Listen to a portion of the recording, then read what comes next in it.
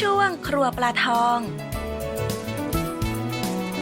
สวัสดีค่ะคุณผู้ชมช่วงครัวปลาทองวันนี้เรามีเมนูอร่อยๆและมีประโยชน์มาฝากคุณผู้ชมอีกเช่นเคยนะคะกับเมนูที่มีชื่อว่าโป๊ะแตกรวมทะเลเห็ดหูหนูขาวค่ะ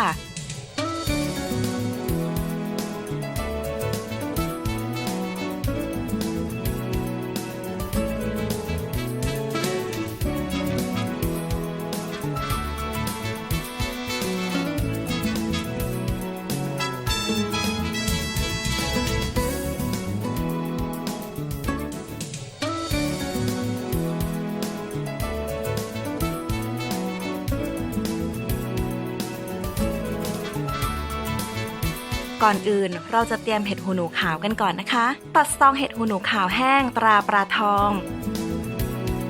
ล้างให้สะอาดแล้วแช่น้ำจนนุ่มเสด็จน้ำพักเตรียมไว้ขั้นตอนต่อไปใส่น้ำซุปไก่ลงในหม้อจากนั้นตามด้วยเกลือป่นและน้ำปลาแล้วต้มจนเดือดใส่อาหารทะเลที่เราเตรียมไว้ซึ่งประกอบไปด้วยปูม้าปลาหมึกกุ้งสดหอยแมลงภู่และปลาดอลลี่แล้วต้มจนส่วนผสมสุก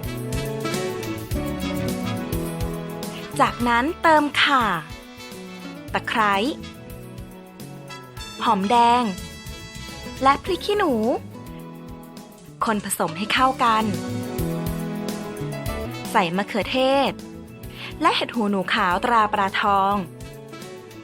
ตามด้วยใบมะกรูดเมื่อต้มจนทุกอย่างนั้นสุกแล้วจึงค่อยปิดไฟ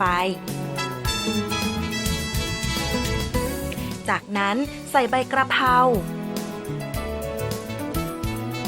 และเติมน้ำมะนาวเป็นลำดับสุดท้ายก่อนตักใส่ชามสำหรับเสิร์ฟตกแต่งให้สวยงามด้วยช่อกระเพราและพริกขี้หนูแห้งทอดกรอบเพียงเท่านี้ก็เสร็จเรียบร้อยพร้อมอร่อยได้แล้วล่ะค่ะ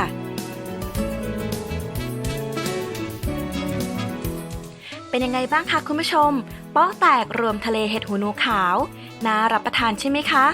เชื่อว่าคุณผู้ชมก็น่าจะทำตามได้ไม่ยากหากคุณผู้ชมอยากทำเมนูแบบนี้ที่บ้านก็ไม่ยากเลยเพียงคุณมีผลิตภัณฑ์ตราปลาทองติดบ้านไว้เมนูน่ารับประทานและมีประโยชน์แบบนี้คุณก็สามารถทำเมนูแบบนี้ได้ด้วยตัวเองแล้วล่ะค่ะวันนี้ช่วงครัวปลาทองต้องขอลาคุณผู้ชมไปก่อนนะคะสวัสดีค่ะ